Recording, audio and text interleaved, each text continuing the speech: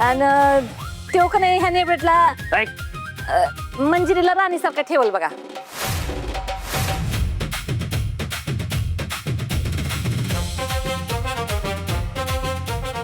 कोण आहे तो? त्याचं नाव गाव फळ फुल पत्ता कळल का?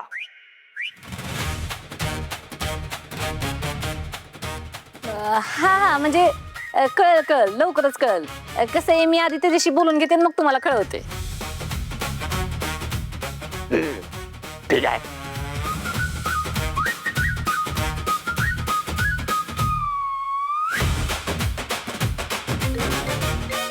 ऐ, प्रभ्या, तुझं ते डबडा बाहेर फेक, नाहीतर बाहेर जाऊन बोल जा. हो हो. हॅलो.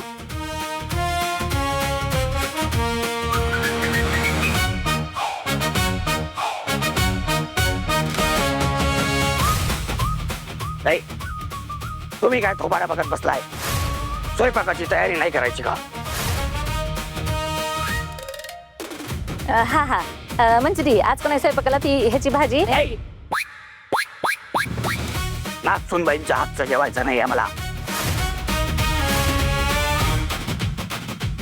कारण आज मला तुझ्या आणि तुझ्या या लाडक्या धाकट्या सुनबाईच्या हातचं सुग्रास जेवण जेवायचं आहे.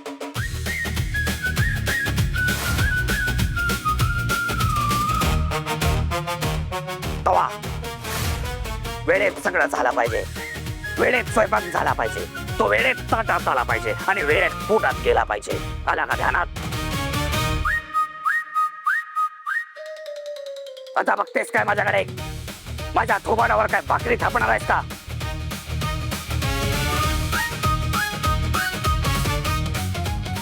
चला लागतो कामाला. नाही, तिकडे कुठे? स्वयंपाकघर इकडे आहे, विसरलात का?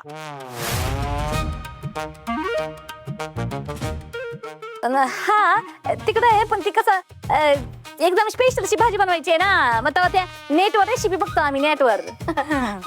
वेगळं काहीतरी बनवतो वेगळं. फक्त मला बनवू नका.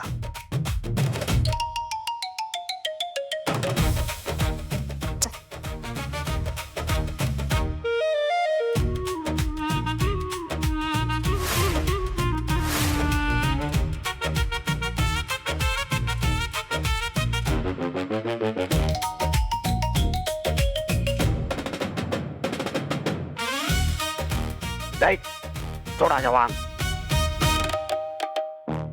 काम धंदा वगैरे काही आहे का नाही? हो कामच करत होतो पण तुम्ही अचानक बोलवलं म्हणून आलो. बरं जा आता. ऐक, पाया पडून जा. कोय कोय योजन ब्लड. हॅलो. हा हॅलो. हा आवाज नाही येते, एकच मिनिट बाहेर. हॅलो. उठ क्या वांग.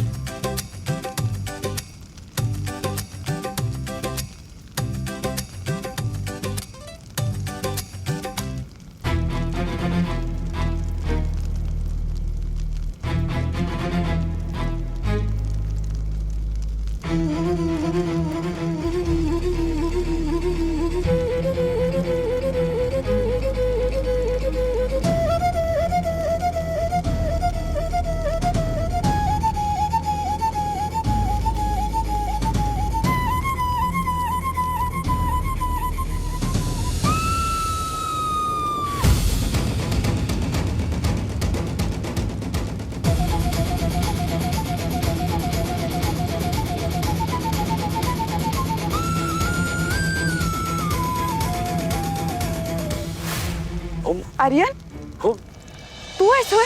हो काय झालं मॅम तुम्ही एवढे का दचकतात ओके ना सगळं हा तू अचानक आलास ना म्हणून दचकले. अच्छा माय बॅड ऍक्च्युली ते मी इथून जात होतो आणि तुम्हाला बघितलं तर बोलायला आलो तुमच्याशी काही बोलायचं होतं. माझ्याशी माझ्याशी काय बोलायचं? ऍक्च्युली मॅम गेल्या काही दिवसात इतकं काही घडून गेलं या सगळ्या धावपळींमध्ये तुमच्याशी नीट बोलताच आलं नाही. मला विचारायचं होतं की तो सायको तुम्हाला अजूनही कॉल करून त्रास देतो का? अजूनही फोन करून त्रास देतो. काय तो अजूनही त्रास देतो तुम्हाला? मॅम तुम्ही मला सांगितलं का नाही? त्या सायकोला लाजही वाटत नाही त्यात सत्यदादा पण नाहीये आता. तुम्हाला अजून त्रास होत असणार ना?